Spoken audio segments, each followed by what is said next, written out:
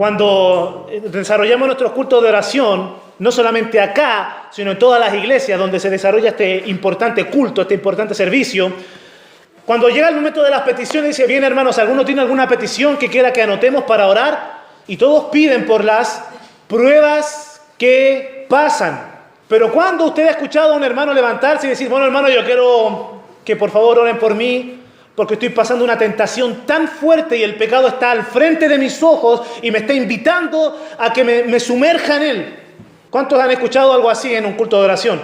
No es habitual, pero el hecho de que no hablemos públicamente de las tentaciones no quiere decir que no pasemos por ellas o que sean de alguna u otra manera una realidad superada para nosotros como hijos de Dios. Bien, entonces Santiago invierte tiempo en escribir acerca de cómo enfrentar las tentaciones. Y el mensaje de hoy está obviamente ligado a este tema, o más bien extraído de esta porción de las Escrituras acerca de cómo enfrentar tentaciones. Y si está tomando apunte y quiere poner ahí un subtítulo, ponga el siguiente título o subtítulo en su libreta en caso de que esté tomando apuntes. El nombre es ¿Quién es el responsable? A todos nos interesa saber eso.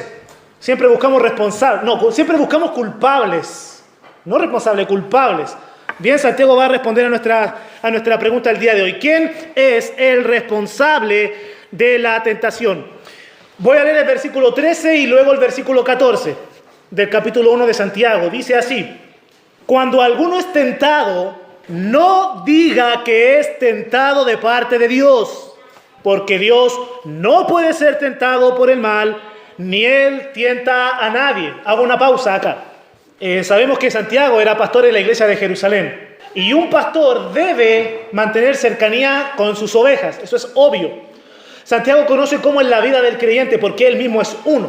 Y él sabe que en la vida cristiana es muy fácil malentender o aplicar de una forma equivocada la soberanía de Dios.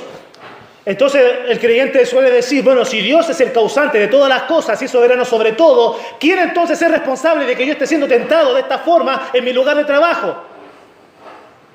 El soberano es el responsable. El creyente suele muchas veces aplicar la doctrina de forma errada. Santiago, a través de este pasaje, de estas breves líneas, él corta de raíz toda posibilidad de que nosotros culpemos a Dios por nuestra tentación. Ya Santiago ya desarraigó completamente ese concepto y básicamente lo que Santiago está diciendo, ya basta de echarle la culpa a Dios por tu tentación, por tu debilidad, por tu pecado. Se acabó. Así que hermanos, con todo el amor que tengo por ustedes y con todo el respeto que ustedes se merecen, les tengo que decir lo siguiente: está estrictamente prohibido culpar a Dios por su tentación, por su debilidad, por su pecado. Bien, hasta ahí espero que todo esté claro. Versículo 14, continúa Santiago: sino que cada uno es tentado cuando, ponga atención, si quiere subraye esto, cuando de su propia concupiscencia es atraído y seducido. Cuando estaba en la universidad, llega el momento en el cual, cuando uno está en primer año o en el primer semestre y uno empieza a aprender un par de cositas, uno piensa que lo sabe todo. Entonces uno llega a la casa a conversar de lo que está aprendiendo y uno comienza a tener ganas de comenzar a trabajar inmediatamente durante el tiempo de aprendizaje. Entonces yo me preocupaba un poco porque yo veía a mis compañeros que ya estaban ejerciendo y estaban trabajando cuando todavía no habían terminado la carrera. Y yo me preocupaba y decía, ¿cuándo? ¿Cuándo voy a entrar a trabajar yo? Pero después dije, no, me voy a dedicar a aprender y cuando sea el momento voy a entrar al campo laboral y todo tranquilo. Bien, así como los jóvenes o los estudiantes necesitan recibir la teoría para luego llevarlo a la práctica, el cristiano, el creyente, necesita conocer la doctrina para poder vivir correctamente la vida cristiana. Eso es algo obvio. Como creyentes necesitamos conocer las Escrituras, necesitamos estudiar la palabra de Dios para saber cómo vivir la vida cristiana. ¿Cuál es la diferencia entre un estudiante y un creyente en este caso? Es que el estudiante puede relajarse y esperar a que termine sus semestres, hacer la práctica profesional y desarrollar su carrera, pero nosotros ya estamos viviendo. Ya estamos en el campo, no solamente en el campo laboral, ya estamos en el campo de batalla. Entonces necesitamos el conocimiento correcto para vivir conforme a la voluntad de Dios. Bien, por eso Santiago se toma el tiempo de explicarnos y mostrarnos algunas verdades y principios en cuanto a la doctrina de la tentación. ¿Por qué? Porque todos nosotros pasamos por cientos de ellas cada día, aunque nos cueste reconocerlo. Entonces, Santiago escribe este versículo, que lo leo nuevamente para que lo tengamos fresco en la memoria, sino que cada uno es tentado cuando de su propia concupiscencia es atraído y seducido. En este pasaje encontramos al menos 3 enseñanzas, 3 verdades y principios acerca de la doctrina de la tentación. Primero encontramos la verdad acerca de la universalidad de la tentación.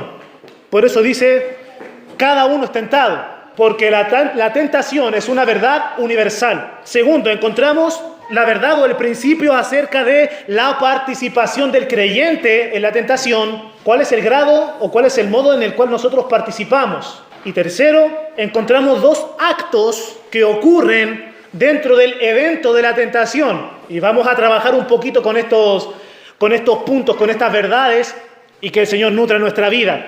Primero, la universalidad de la tentación. ¿Qué quiero decir o de qué nos habla la palabra de Dios cuando hablamos acerca de la universalidad de la tentación? Queremos decir con esto que la tentación es una realidad que afecta a toda la raza humana. Desde nuestros primeros padres allá en Edén hasta aquellos que van a estar presentes, más bien, aquellos que vamos a estar presentes cuando el Señor Jesucristo instaure su reino antes de la consumación final de los tiempos. Enseña la palabra de Dios que Satanás va a ser soltado de su prisión y va a engañar a las naciones para unirse en contra de Dios. Entonces, desde el principio de los tiempos hasta el final del cumplimiento de las edades, el ser humano ha pasado, el ser humano pasa y el ser humano pasará por tentación. Esta es una realidad que no solamente afecta a los cristianos. La tentación es una realidad que también afecta a los impíos, a los incrédulos. ¿De qué forma la tentación afecta la vida de aquellos que no le conocen a Él, de los que no conocen a Dios? Cuando hablamos de los inconversos tenemos que hablar acerca de su ser, acerca de la ausencia del Espíritu Santo en su vida. Y esto es cierto, es verdad. Solamente aquellos que son salvos tienen el Espíritu Santo morando dentro de sí. Aquellos que no son salvos, su morada, su templo está vacío. No está la presencia de Dios en ellos. Aunque los inconversos no tienen la presencia de Dios en sus vidas, Dios a todos nos ha dotado de algo llamado conciencia. ¿Qué es la conciencia? En palabras sencillas, es la obra de la ley de Dios escrita en nuestro corazón. De modo que incluso los que no conocen a Dios, incluso los que fingen que Dios no existe y se autodenominan ateos, incluso ellos saben lo que está bien y lo que está mal. Ellos lo saben y no pueden negarlo. Todo ser humano sabe lo que está bien y lo que está mal porque Dios a todos nos ha dotado de conciencia. Entonces aquellos que caminan en este mundo sin el Señor tienen conciencia y tienen el sentido de lo que es moral y de lo que no es moral. Pero a pesar de que el pecador tiene conciencia, aún así, con todo y eso, el pecador vive, disfruta, practica su pecado. Ahora, hay pecados que son discretos. Hay pecados que son, dicho de alguna manera, fáciles de ocultar a los ojos de los hombres. Por ejemplo, en la palabra de Dios encontramos que los líderes religiosos eran fácilmente inclinados a la hipocresía. Entonces toda la gente los tenía por muy santos, por muy justos, pero su corazón estaba lleno de rapacidad y lleno de inmundicia. Hay pecados que son más sutiles y más fáciles de ocultar, como los pensamientos desordenados, los deseos incontrolables que no se manifiestan todo el tiempo. Hay pecados que son discretos y que son fáciles de ocultar, y hay pecados que se hacen manifiestos y que todo el mundo se da cuenta de los pecados que el otro comete. Y yo sé que a usted le pasa, si usted trabaja en oficina y usted saluda a sus compañeros, usted inmediatamente sabe quién de ellos se vino fumando a la oficina. Usted se da cuenta de eso, no es fácil de ocultar aquello.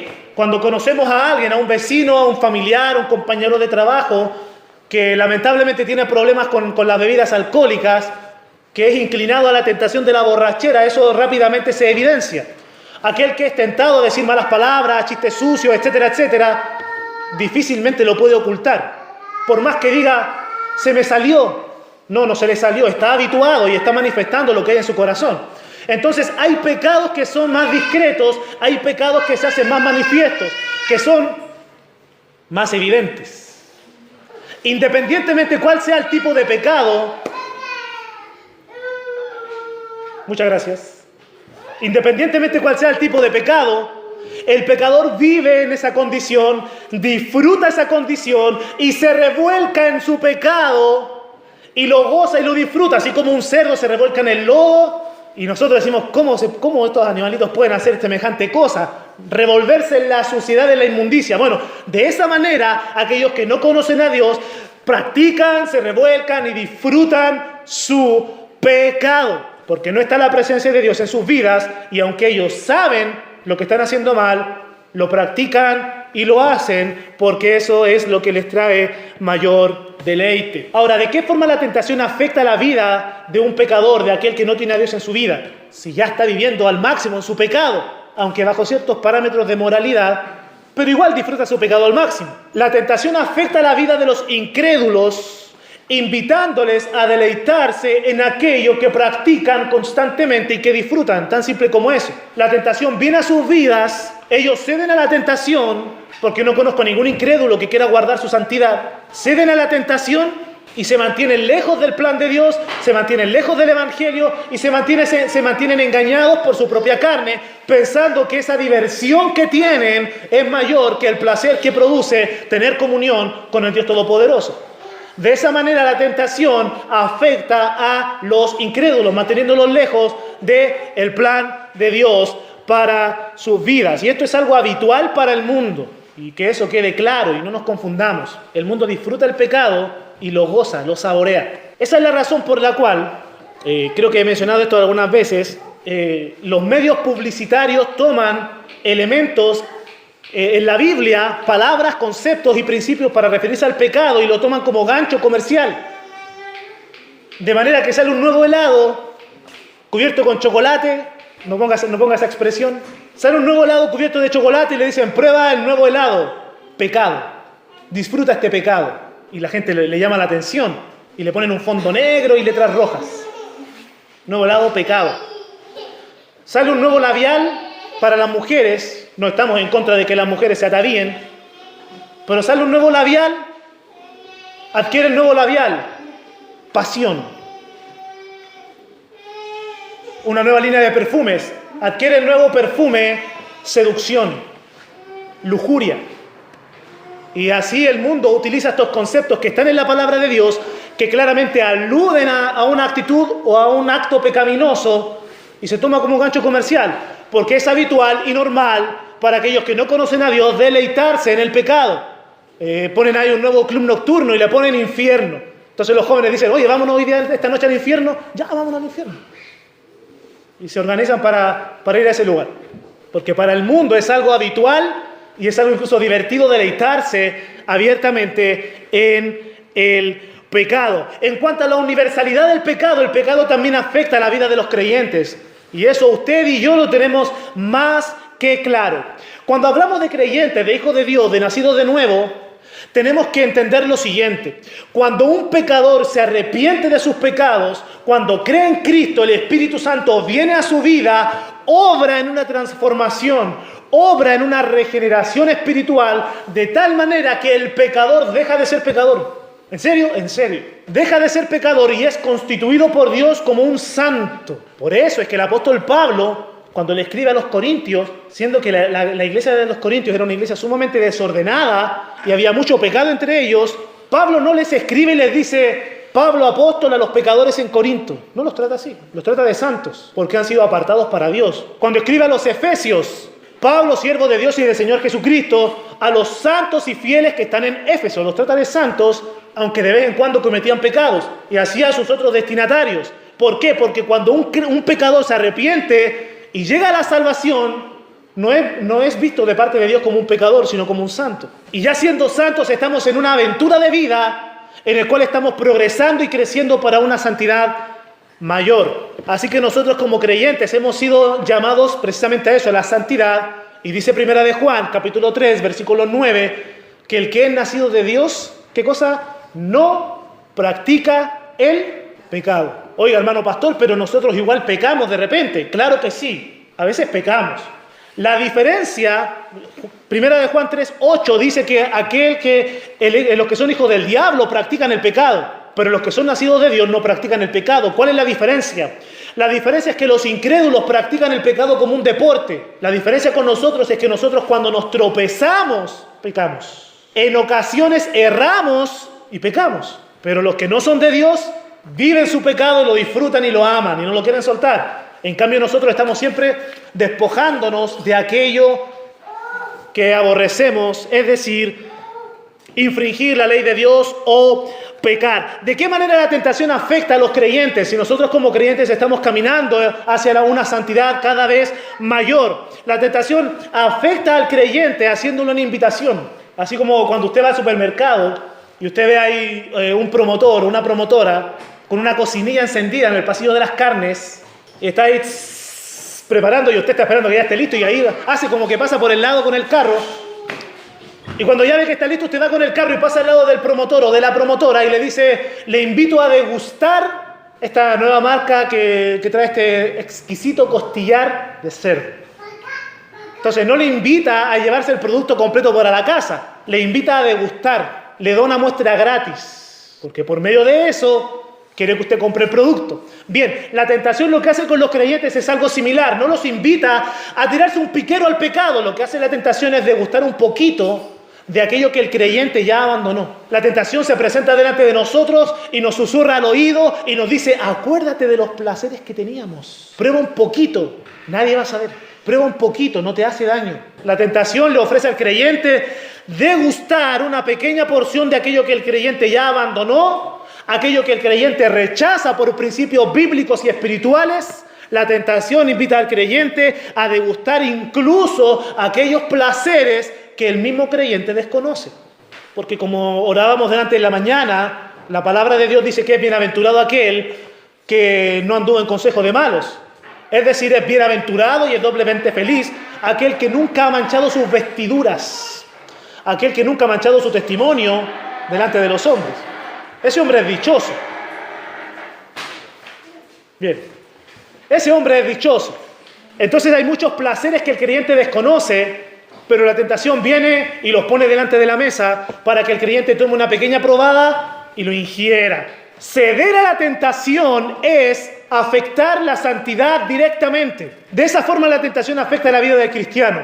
Porque cuando el creyente entiende que está viviendo en un proceso de santidad, incurre en tentación, lo primero que hace es darle una patada al plan de Dios en la vida de uno. Porque Dios nos está llamando a una santidad, pero cuando nosotros nos conducimos hacia el pecado, voluntariamente interrumpimos el propósito de Dios para nosotros. Cuando nosotros cedemos a la tentación, nuestra identidad como hijos de Dios es afectada. Esa es la razón por la cual cuando usted peca y se da cuenta del pecado que cometió, usted dice, no puede ser posible que yo haya hecho eso.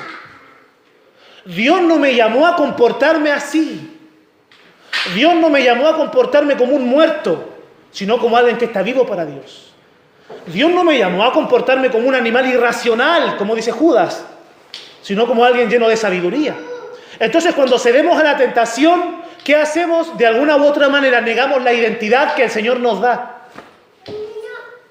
La tentación nos conduce a pecar y cuando cedemos a la tentación y pecamos, se ve afectada nuestra comunión con Dios.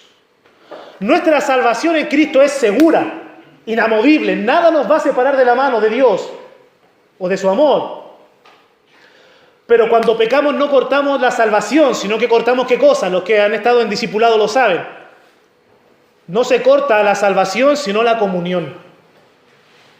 De manera que aquel que cae en pecado dice, ya no puedo ir al Señor en oración. Me da vergüenza. Hermano pastor, no he orado, no he leído la Biblia, me da vergüenza porque he cometido un pecado. Se corta la comunión con el Señor. Lo bueno es que el Señor siempre está presto a perdonarnos. Pero cuando infringimos la ley de Dios y pecamos, se corta la comunión con el Señor tarde o temprano. ¿Cuál es la participación del creyente en el acto o en el evento de la tentación? Cuando nosotros observamos Santiago, leemos lo siguiente. Sino que cada uno, ponga atención a esto, es tentado cuando de su propia concupiscencia es atraído y seducido. Bien, aquí Santiago posiblemente está apelando a la naturaleza espiritual del creyente, al hombre nuevo, al regenerado, al salvado. Leo nuevamente estas tres palabras importantes. Tentado. No dice que cada uno es tentador. No, dice que cada uno es tentado. Después dice que cada uno es atraído. No dice que uno como creyente es el que atrae, sino el que es atraído. Y dice que cada uno es seducido. No es el que seduce al pecado, es el que ha sido seducido. ¿Qué intento decir con esto? Cuando Santiago escribe estas palabras, está presentando la tentación, la atracción y la seducción en voz baja. Es decir, el creyente es el que recibe la acción. Santiago está hablando de creyente como aquel que recibe la tentación, aquel que es afectado por la tentación. Es decir, el creyente es aquel que se ve en momentos determinados envuelto en una tentación y el creyente está en la situación en la cual él debe tomar una determinación. Cuando se da cuenta que está siendo tentado, que esta bestia llamada tentación se está abalanzando sobre él. ¿Qué debe hacer el creyente? Debe tomar una decisión. O voy a huir de la tentación, porque Romanos capítulo 6, versículo 12, es un versículo tremendo y dice lo siguiente. Romanos capítulo 6, versículo 12. No reine pues el pecado en vuestro cuerpo mortal, de modo que lo obedezcáis en sus concupiscencias. ¿Ok? No presente sus miembros al pecado para complacer esa concupiscencia que amoran ustedes. Ya voy a explicar lo que es eso. Y 2 Timoteo capítulo 2, versículo 22 dice, huye. ¿De qué cosa? De las pasiones juveniles. Es decir, que el creyente debe decidir o huir de la tentación o doblegarse simplemente a la tentación y pecar. ¿Por qué lo digo de esta forma? Un tanto sarcástica. Primero porque la palabra nos demanda huir de la tentación. No piense usted en su mente, en su corazón, voy a luchar contra la tentación. Voy a meterme a la boca del lobo y cuando el lobo esté cerrando la boca, me voy a salir. Vencí la tentación. ¿Cuántas veces hemos pensado de esa forma tan errada? No, voy a ir y meterme a la misma situación, voy a exponerme a la misma gente, voy a exponerme al mismo estímulo pecaminoso, pero cuando esté a punto de pecar voy a decir que no. Y voy a dar testimonio de que puedo vencer la tentación. Falso. La palabra dice huye de la tentación. Esa es la forma de vencer. Entonces el creyente debe decidir o huir o ceder. ¿Y por qué lo digo de esta manera? Porque la palabra dice que nosotros, los hijos de Dios, no hemos recibido espíritu de cobardía, 2 Timoteo 1:7, sino de poder, ¿qué más? Amor y dominio propio. Es decir, que cuando un creyente comete el pecado, un verdadero hijo de Dios peca, el creyente no está en su derecho de decir, es que la tentación fue tan fuerte, hermano pastor, es que fue tan irresistible el estímulo que estaba que... No, me doblegué simplemente porque fue más fuerte que yo. Mentira de Satanás. Ya no se deje engañar. Si usted es salvo, Dios a usted le ha dotado del Espíritu Santo en su vida, de tal manera que el que está en usted es mayor que el que está en el mundo. Y no solamente tiene el Espíritu Santo en su vida, sino que el Espíritu Santo a usted le ha dotado de dominio propio. Usted puede decir sí o usted puede decir no. Por mandato bíblico debe decir que no. Pero cuando usted peca, usted solito va y se doblega ante la carne, se doblega ante el pecado. Entonces, el creyente tiene una participación pasiva en la tentación. Pero Santiago es directo y no solamente apela a nuestra naturaleza espiritual, sino que también apela a nuestra naturaleza humana caída. Dice el texto, cuando alguno es tentado, no diga que es tentado de parte de Dios, porque Dios no puede ser tentado por el mal, ni Él tienta a nadie, sino que cada uno, aquí está usted y aquí estoy yo en este versículo, sino que cada uno es tentado cuando de su propia concupiscencia es atraído y seducido. O sea que la concupiscencia está en cada uno de nosotros. La pregunta del millón es la siguiente. ¿Qué significa concupiscencia? Bien, tengo aquí un par de definiciones para que nos quede bien claro. La concupiscencia es el deseo pecaminoso que brota de la naturaleza humana caída para adquirir o disfrutar de algo que satisface los deseos de la carne. Es decir, que cuando usted en su corazón tiene un deseo grande de murmurar, porque la murmuración a veces satisface la carne. Yo no sé, al fin le dije lo que tenía que decir. Al fin me desahogué. Y algunos usan como excusa, no era una conversación familiar. No, la murmuración es murmuración. Entonces cuando se siente ese deseo, esa es la concupiscencia manifestándose en la murmuración. Cuando usted siente ese deseo de decirle a la gente algo que no tiene que decirle, eso es la concupiscencia manifestándose de esa manera de utilizar palabras que no corresponden. Y luego algunos dicen, no, es que yo soy de un carácter muy, muy firme y yo digo las cosas claras. Y entonces disfrazamos el pecado y le ponemos una careta, un disfraz de carácter, de ser un hombre confrontacional. Pero la concupiscencia es ese deseo pecaminoso que brota y que desea algo, desea disfrutar o hacer algo que complace los deseos carnales. Una segunda definición de concupiscencia. La concupiscencia es el agente activo o la causa directa de todo pecado individual.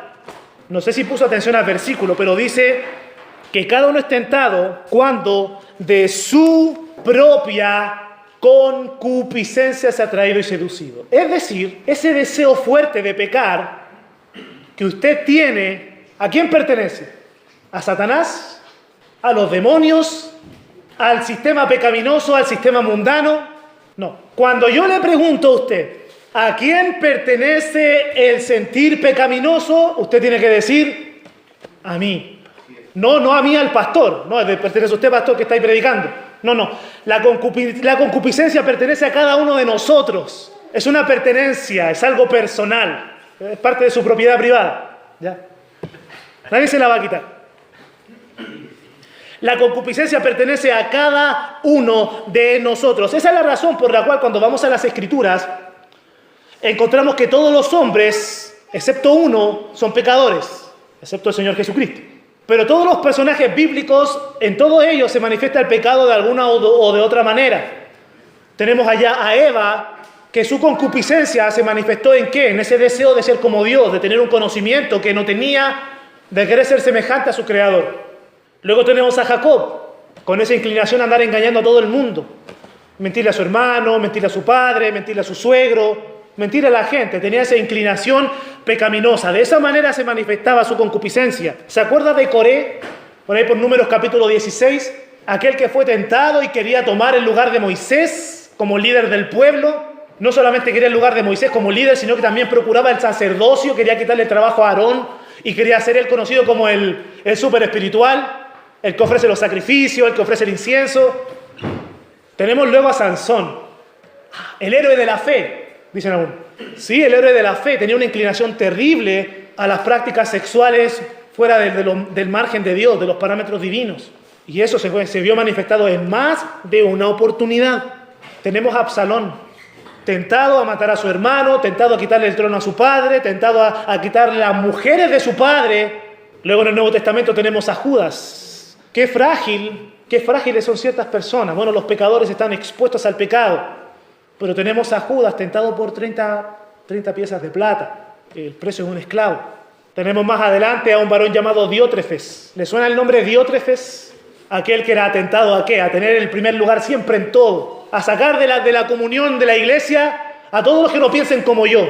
Chao, se van. Y los que quieren estar con ellos también se van. Porque él quería tener el poder en la iglesia.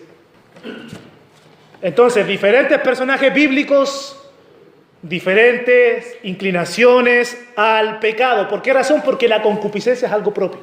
Y aquí en esta congregación local habemos diferentes hermanos en la fe, diferentes personas, diferentes seres humanos, por lo cual, por esa causa, cada uno de nosotros tiene diferentes tentaciones, diferentes debilidades, diferentes pasiones, y la concupiscencia en cada uno de nosotros se manifiesta de una forma distinta. ¿Por qué razón sucede eso?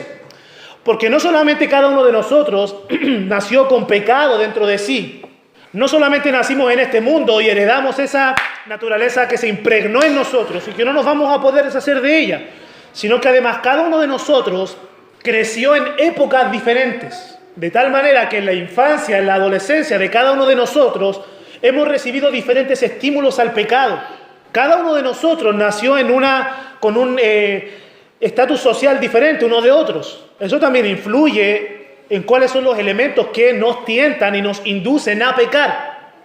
En este lugar hay varones y hay hermanas, hay mujeres. Tentaciones diferentes. Hay formas de pensar diferentes, actitudes diferentes. Por lo tanto, en cada uno de nosotros, la concupiscencia se manifiesta de una forma particular. Por eso, mis amados hermanos, cada uno de nosotros es totalmente responsable por el pecado que comete y por las tentaciones que pasa. Qué casualidad que aquí Santiago ni se le ocurre nombrar al diablo.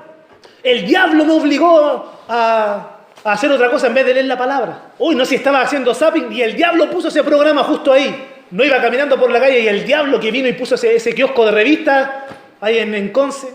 No, ese fue el diablo. Santiago dice, no le eches la culpa al diablo. Cada uno es tentado cuando de su propia concupiscencia es atraído y seducido. Por eso, cada uno de nosotros padece y pasa por tentaciones diversas y diferentes. Lo mencioné delante y quiero nuevamente mencionar este concepto. Hay tentaciones discretas y hay tentaciones que se hacen manifiestas. Quiero decir algo, mi amado hermano. Si usted es de aquellos que pasa o padece tentaciones discretas, tentaciones secretas, que nadie se da cuenta, no menosprecie en su corazón a aquellos cuyas tentaciones son manifiestas. Si usted ve a un hermano que está pasando por tentaciones más manifiestas y que constantemente el hermano viene y lo reconoce y dice, confieso que estoy luchando con esta tentación, usted no está en el derecho ni de denunciarlo, ni de exponerlo, ni de condenarlo, ni de traerlo a la iglesia. No, ¿por qué? Porque todos estamos en esta aventura llamada santidad. Todos nos estamos despojando del pecado y todos estamos luchando con tentaciones. Así que aquel que padece tentaciones más discretas no debe ni condenar ni descalificar a aquellos que pasan tentaciones más manifiestas. Eso que quede claro, ya lo hemos aprendido, pero lo repito, la iglesia no está para condenar, está para restaurar, está para enseñar, para redarguir, para corregir y para instruir en justicia. Bien, así que si tenemos eso claro en la mente, todos vamos a caminar juntos en el propósito del Señor. Con esto cerramos. 2 pasos o 2 actos que ocurren en el evento de la tentación. Dice Santiago 1:14, cada uno es tentado cuando de su propia concupiscencia es atraído y seducido. El evento de la tentación como tal tiene el propósito, como ya lo mencioné, de que el creyente peque, arruine su testimonio, arruine su identidad y su comunión con el Señor. Bien, pero dentro del evento de la tentación hay 2 actos, bueno, hay varios, pero aquí el pasaje menciona 2 actos que ocurren al creyente, que le ocurren al cristiano. Dice acá, atraído y seducido. Hay un acto de atracción y hay un acto de seducción. Esta palabra atracción, en su original, se utiliza para describir aquel momento en el cual el animal está siendo impulsado a morder una carnada. La palabra atracción se utiliza para describir aquel momento en el cual el pez que está en el río, nadando libremente, de momento ve un insecto ahí enganchado en un anzuelo. El pez no centra su atención en el hilo, no centra su atención en el anzuelo, en el gancho. Centra su atención en la carnada. ¿Por qué razón centra su atención en la carnada? Porque precisamente esa carnada tiene la intención de afectar los sentidos del pez. Es decir, el pez mira la carnada y esa carnada, ¡pum!, capta su atención. El pez tiene hambre, quiere comer, entonces esa carnada afecta a sus sentidos y quiere comer. Quiere dar esa mordida. Se dice que también, que incluso los peces tienen percepción del olfato bajo la superficie del agua. Entonces la tentación, esa carnada afecta a sus sentidos, afecta también sus sensaciones. El pez tiene hambre, quiere alimentarse. Afecta sus emociones. ¿Ha visto nadar un pez? Nada como con desesperación. La tentación afecta los sentidos, las emociones y las sensaciones. El pez no ve el peligro que está detrás de esa carnada. Se dirige impulsado por sus emociones, por sus sensaciones, por sus sentidos. Ya voy a hablar de ese acto, cuando da la mordida. Ya voy a hablar de eso. El asunto es que el pez es atraído y es impulsado por lo que siente en ese acto. Ahora, no soy de citar pasajes largos para ilustrar verdades bíblicas, pero en esta oportunidad voy a leer para ustedes un pasaje que está en Proverbios y voy a pedirle que me escuche atentamente para que usted se dé cuenta cómo este pasaje ilustra a la perfección la verdad que Santiago menciona en el capítulo 1.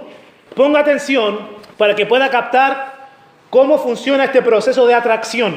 Dice así. Bueno, los que conocen Proverbios van a buscarlo inmediatamente, porque no le voy a decir la cita. Mirando yo por la ventana de mi casa, dice Salomón, por mi celosía, que la celosía no es nada más que la reja que cubre la ventana, vi entre los simples, o sea, entre los necios, consideré entre los jóvenes a un joven falto de entendimiento, el cual pasaba por la calle junto a la esquina e iba camino a la casa de ella.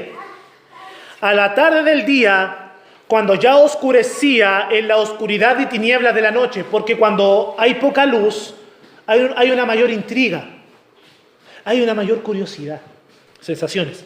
Cuando he aquí una mujer le sale al encuentro, con atavío de ramera y astuta de corazón, es decir, esta mujer se vestía, aparentaba, lucía como una mujer que ofrece su intimidad, ¿bien? O sea, hacía un llamado de atención a los ojos del varón, del joven. Alborotadora y rencillosa. Sus pies no pueden estar en casa. Unas veces está en la calle, otras veces en las plazas, acechando por todas las esquinas. Se asió de él y le besó. Porque en los varones se producen emociones y sensaciones cuando reciben el abrazo de una mujer que no es ni la mamá, ni la abuelita, ni la hermana. Se asió de él y le besó. Es decir, apeló a sus sensaciones, a sus emociones, a sus sentimientos.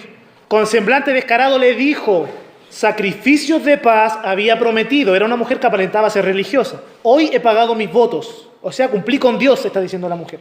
Por tanto, dice ella, he salido a encontrarte, buscando diligentemente tu rostro y te he hallado. Es decir, esta mujer está intentando hacer que el joven se sienta importante. Por tanto, he salido a encontrarte, buscando tu rostro y te he hallado. He adornado mi cama con colchas recamadas con cordoncillo de Egipto. Es decir, estar en mi recámara es algo muy cómodo, se siente muy bien. Está apelando a los sentidos del muchacho, al tacto. He perfumado mi cámara con mirra, aloes y canela, apelando al sentido del olfato del joven. Ven, le dice, embriaguémonos de amores hasta la mañana, alegrémonos en amores, aludiendo a sus emociones, porque el marido no está en casa, se ha ido a un largo viaje, apelando a una falsa seguridad que quiere producir en el muchacho. La bolsa de dinero lleva en su mano, el día señalado volverá a su casa, es decir, se va a demorar varios días en venir, así que ven a disfrutar. Y luego dice Salomón, lo rindió con la suavidad de sus muchas palabras, es decir, apeló al sentido de la audición, llenó sus oídos con palabras dulces, con palabras suaves y seductoras, le obligó con la salamería de sus labios, al punto se marchó tras ella, aquí está el acto de la atracción, al punto se marchó tras ella como va el buey al degolladero y como el necio a las prisiones para ser castigado, como el ave que se apresura a la red y no sabe qué es contra su vida. Ese es el proceso de atracción en la tentación. Cuando por nuestra propia concupiscencia nos dejamos sorprender en cuanto a nuestros sentidos. Por eso mucho cuidado, hermanos y hermanas, con lo que ven. Porque la visión es un canal efectivo por el cual la tentación conecta con nosotros. Cuidado con lo que escuchan. Porque los oídos son una ventanita que la tentación utiliza para tener contacto con nosotros.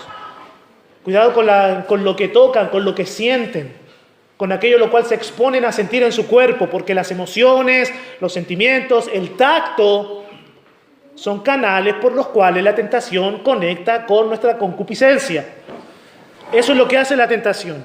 Apela a estos sentimientos, apela a estas emociones. La tentación nos miente y nos dice, oye, esta sensación, este placer que yo te estoy ofreciendo es mejor que aquel placer que se siente ser santo. Este placer momentáneo que te estoy ofreciendo es mejor que lo que tú sientes sirviendo a Dios. Entonces la tentación nos miente de esa manera. El primer paso entonces es el proceso de la atracción. Y el segundo acto del cual nos habla Santiago es el acto de la seducción. Por eso dice, es atraído y seducido. Esta palabra, seducción, en su original, describe el acto en el cual el pez muerde el anzuelo.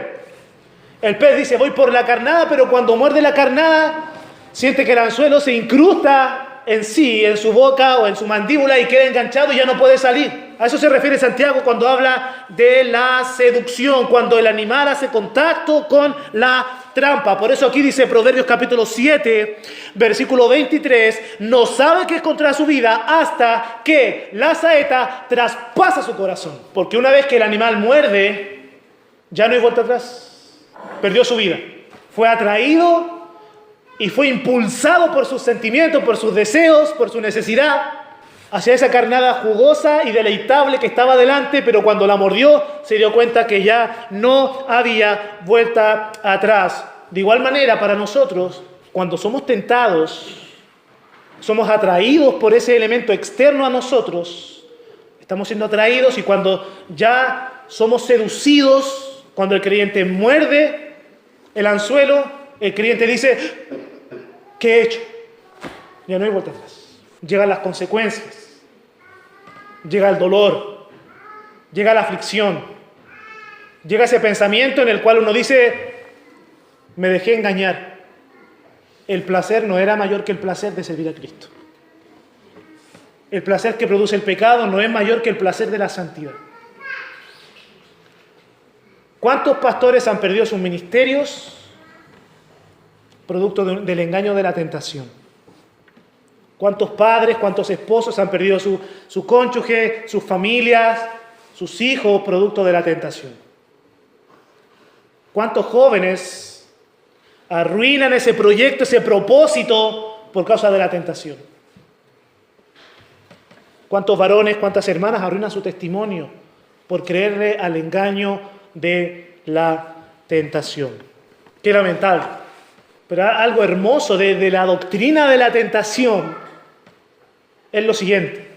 Y voy a leer este pasaje. Porque no tenemos un sumo sacerdote que no pueda compadecerse de nuestras debilidades, sino uno que fue tentado en todo según nuestra semejanza, pero sin pecado. Hermano, pero eso no es verdad. ¿Por qué no? No, porque Jesús fue tentado allá en el desierto y se acabó. Ahí se acabaron las tentaciones de Cristo. ¿Cómo Él va a entender mis tentaciones si Él no fue tentado igual que yo? Fue tentado allá y como Él es Dios, Él superó. Pero Él no fue tentado igual que yo. El Señor Jesucristo no solamente fue tentado en el desierto a satisfacer sus necesidades básicas como el hambre, a ser reconocido como el Hijo de Dios y a saltarse todo el proceso de sufrimiento en la cruz. El Señor Jesucristo fue tentado también en Juan capítulo 4, cuando hablando con una mujer a solas, la mujer le dice, no tengo marido. El Señor Jesucristo fue tentado también en Juan capítulo 6, cuando las multitudes lo buscaban para hacerle rey.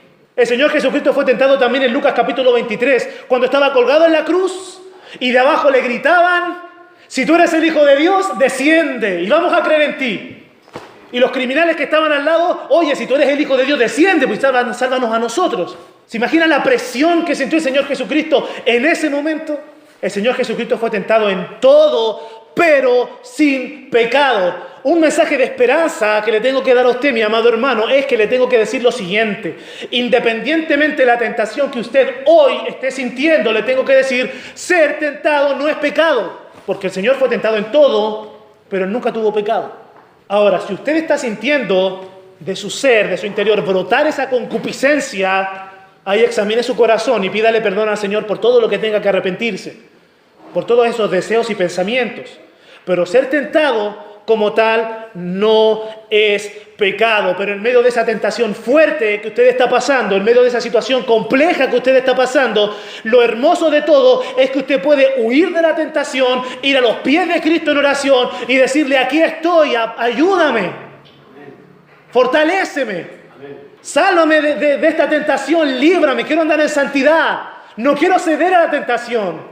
Que sea tu fuerza en mi vida. Acerquémonos pues confiadamente al trono de la gracia para alcanzar misericordia y hallar gracia para el oportuno socorro. El socorro del Señor para su vida es oportuno. Llega en el momento preciso, en el momento exacto. Por eso, mis amados hermanos, busquemos de Cristo a diario. Porque Él tiene socorro para nosotros en medio de la tentación. Y como sus hijos tenemos acceso ilimitado a su presencia. Disfrutemos de ese acceso. Y si alguno de los que está aquí no tiene a Cristo en su vida, hoy es el día para arrepentirse de sus pecados.